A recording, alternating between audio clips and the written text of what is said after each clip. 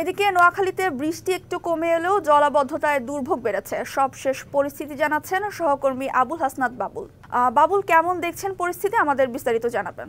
যেমনটি আগের বুলেটিনে বলেছি দর্শকদের উদ্দেশ্যে, সেটি হচ্ছে যে গতকাল সন্ধ্যা থেকে আজ সকাল পর্যন্ত অর্থাৎ এখন পর্যন্ত কিন্তু বৃষ্টির পরিমাণ অনেকটাই কম।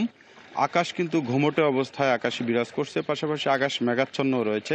আর গতকাল সন্ধ্যা থেকে এখন পর্যন্ত বৃষ্টি কম থাকার কারণে জেলা শহরের প্রধান সড়কের পাশে যে সংযোগ সড়কগুলি এবং যে নিম্নাঞ্চল বা জেলার যে উপজেলাগুলিতে পানি উঠেছে সব জায়গায় আমরা খোঁজ খবর নিয়েছি, পানি কিন্তু কিছুটা কমতে শুরু করেছে। তো সকলের একটাই প্রত্যাশা যে সেটি হচ্ছে গতকাল সন্ধ্যা থেকে এখন পর্যন্ত যেভাবে বৃষ্টি কম হচ্ছে, যদি এইভাবে বৃষ্টি কম হয় তাহলে হয়তো এই পানি আগামী 2-1 দিনের মধ্যে আরও কমে যাবে বলে স্থানীয় যারা ভুক্তভোগী বা জলাবদ্ধতা যারা শিকার হয়েছেন তাদের প্রত্যাশা এমনটি রয়েছে। অপরদিকে আকাশের এই ঘুমোটে অবস্থার কারণে কিন্তু যেমনটি আপনি বলেছেন জেলার সকল প্রাথমিক শিক্ষা প্রতিষ্ঠানগুলি বন্ধ ঘোষণা করা হয়েছে।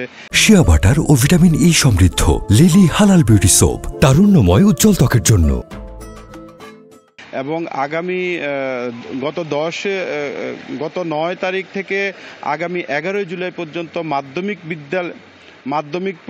মাধ্যমিক স্কুলের যে আপনার অর্ধবার্ষিকী যে পরীক্ষাগুলি রয়েছে সেটিও কিন্তু আগামী 12 জুলাই পর্যন্ত বন্ধ রয়েছে। তো একই দিকে কিন্তু নোয়াখালী জেলার যে প্রাকৃতিক দুর্যোগ যেটি রয়েছে, এই দুর্যোগের কারণে কিন্তু খেতে খাওয়া মানুষ থেকে শুরু করে যারা ঘরবন্দি হয়ে আছেন, দিনমজুর আছেন এবং মানে দৈনন্দিন কাজকর্ম করে যারা খান, তারা কিন্তু খুবই কষ্টের মধ্যে দিন অতিপাত করছেন। কিন্তু গতকালকে 3 দিনের মাথায় গতকাল জেলা ত্রাণ ও দুর্যোগ অধিদপ্তরের পক্ষ থেকে জেলা প্রশাসক কার্যালয়ে একটি প্রস্তুতি সভা করেছে। সেই সভাতে কিন্তু কিছু আশ্রয় কেন্দ্র প্রস্তুত করা হয়েছে। ইতিমধ্যে আমরা খবর পেয়েছি নোয়াখালী কোম্পানিগঞ্জ উপজেলার যে নিম্নাঞ্চলগুলি প্লাবিত হয়েছে, সেই যাদের বাড়িঘরে পানি উঠে গেছে সেরকম 200টি পরিবারের মতো প্রায় 19টি আশ্রয় কেন্দ্রে তারা আশ্রয় নিয়েছেন বলে এমনটি আমরা খবর পেয়েছি।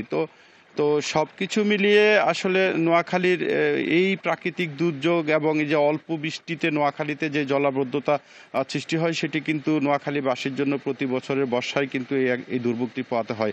এই জন্য নোয়াখালীবাসী প্রশাসন সহ সংশ্লিষ্ট সকলের প্রতি বিনীত আবেদন জানিয়েছেন যে অতি দ্রুত যেন পানি নিষ্কাশনের জন্য পূর্ব থেকে প্রস্তুতি গ্রহণ করা হয়। বন্যা শুরু হলে কোনো প্রস্তুতি নয়, পূর্ব থেকেই যেন পানি নিষ্কাশনের সুন্দর একটা পরিবেশ সৃষ্টি করা হয় যাতে মানুষ জলাবদ্ধতা থেকে মুক্তি পায়। এই ছিল নোয়াখালী থেকে জলাবদ্ধতার আমার কাছে সর্বশেষ। বাবুল, ধন্যবাদ।